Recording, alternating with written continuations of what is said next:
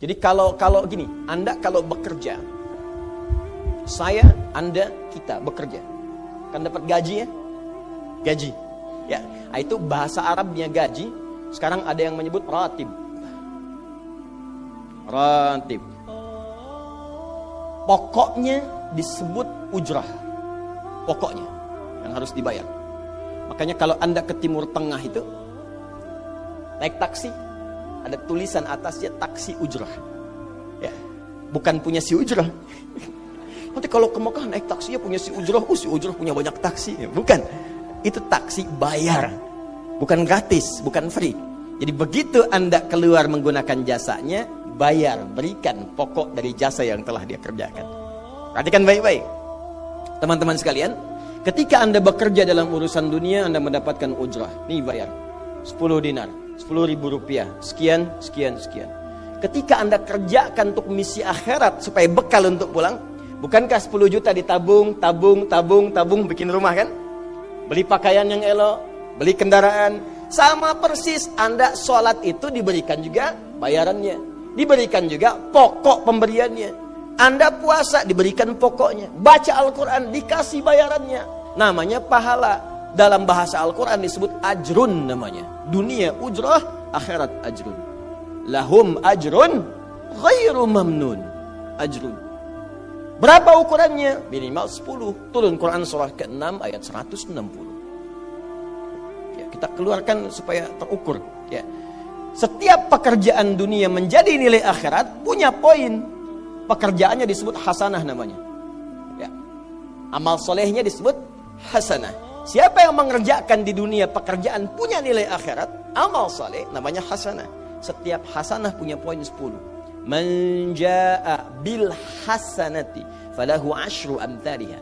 Siapa yang mengerjakan perbuatan di dunia dan punya nilai akhirat, bekerja dikerjakan karena Allah mencari yang halal. Tuliskan poinnya. Salat, tuliskan poinnya. Setiap pekerjaan 10. Hitungannya 1 keduanya 500 tahun. 2 ketiganya 500 tahun.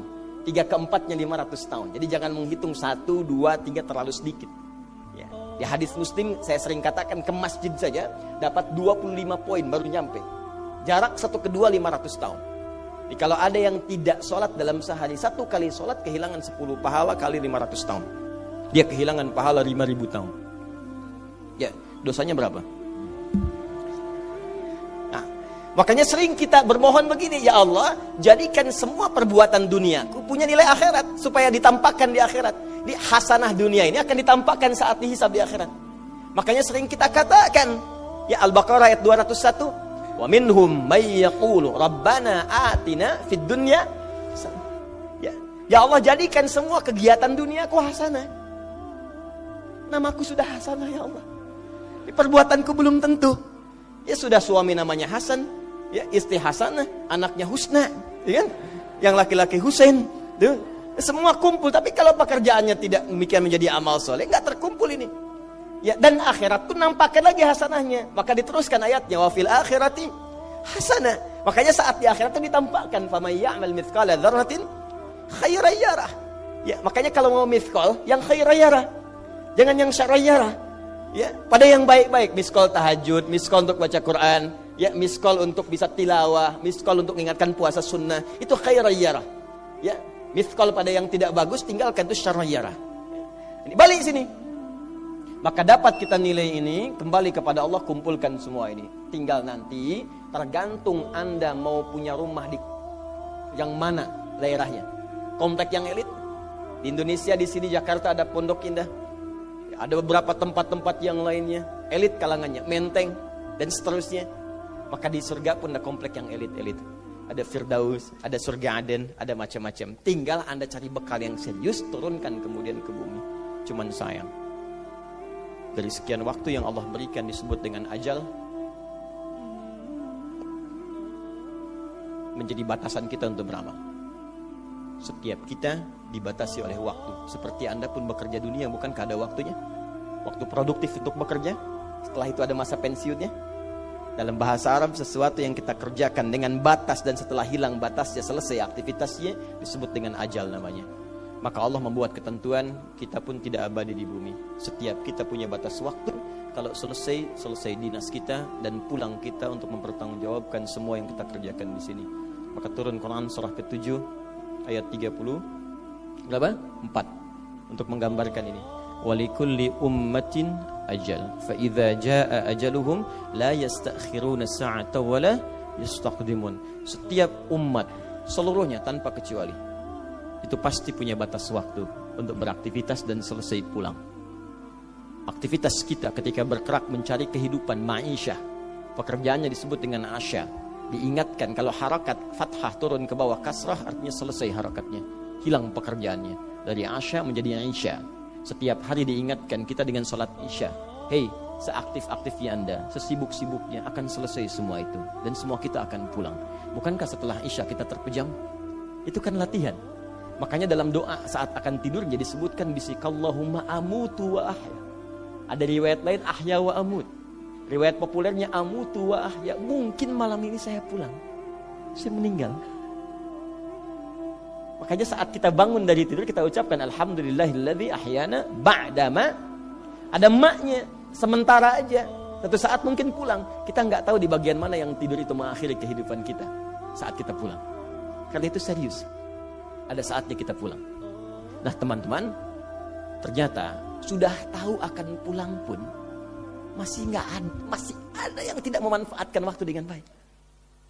Tanyakan pada setiap manusia ya, dari detik ini, dimulai dengan diri kita. Kita manusia kan? Tanyakan pada diri kita, Anda wafat tidak? Anda pulang tidak? Anda meninggal tidak? Kalau sadar pulang, maka cari bekal yang baik. Berarti Allah benar kan? Kata Allah setiap kita akan wafat. Kullu nafsin dha'iqatul maut. Setiap yang punya jiwa meninggal. Bahkan dikasih informasi jelas kok.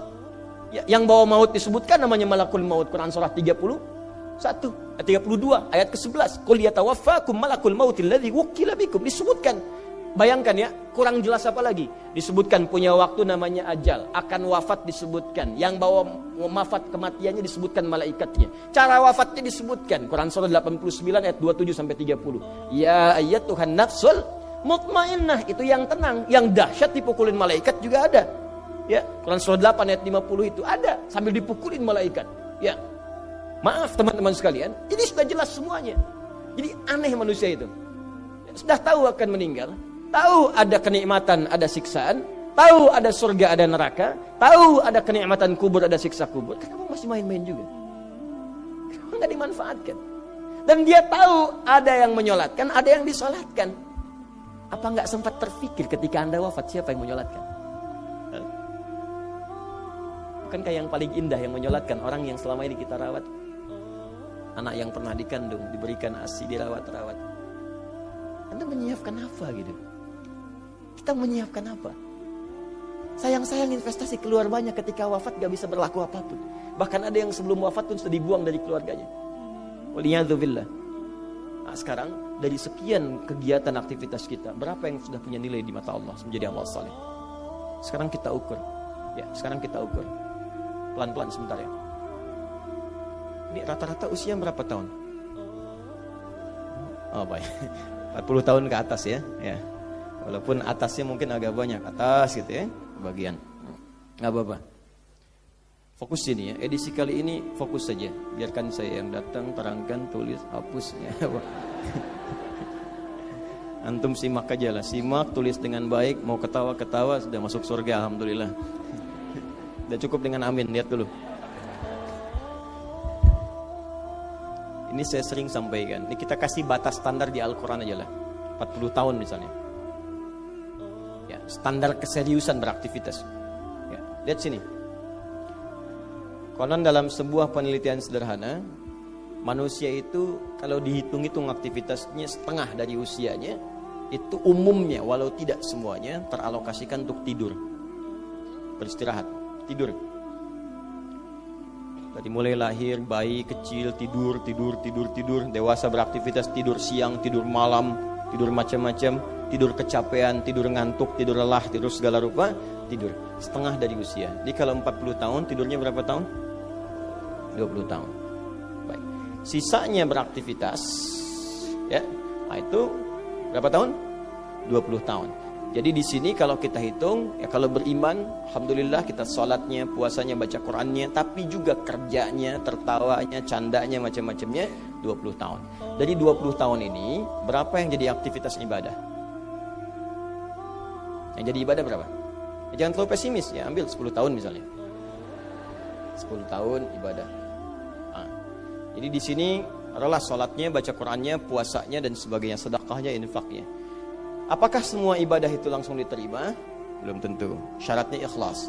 Wa ma umiru illa liya'budullaha mukhlishina lahuddin. Quran surah 98 ayat 5. Pertanyaannya, dari ibadah yang kurang lebih 10 tahun ini, berapa tahun yang ikhlas? Ya, ambillah tengah-tengahnya 5 misalnya kan. 5 tahun. Ini yang ikhlas, insya Allah. Yang ikhlas kurang lebih 5 tahun. Jadi usia 40 tahun ini, yang produktif amalan yang kurang lebih harapan kita diterima oleh Allah insya Allah 5 tahun. Dosanya berapa tahun?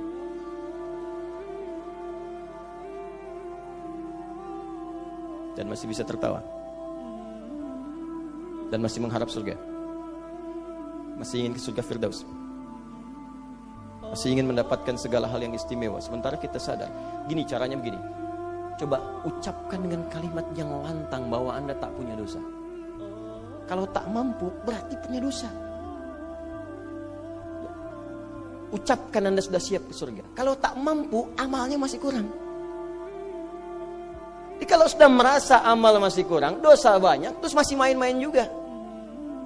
Sudah tahu usia sudah di atas ini, ada yang 50, 60 tahu, waktunya sedikit. Yang kemarin-kemarin banyak yang sia-sia. Jadi kalau yang kemarin-kemarin kurang, masa sisanya masih dikurangi juga? Anda 40 tahun, 50 tahun, 60 tahun. Sekarang anak 4-5 tahun, bahkan matanya buta, ada laki-laki, ada perempuan, sudah jadi penghafal Quran. 5 tahun hafal Quran. Belum baligh.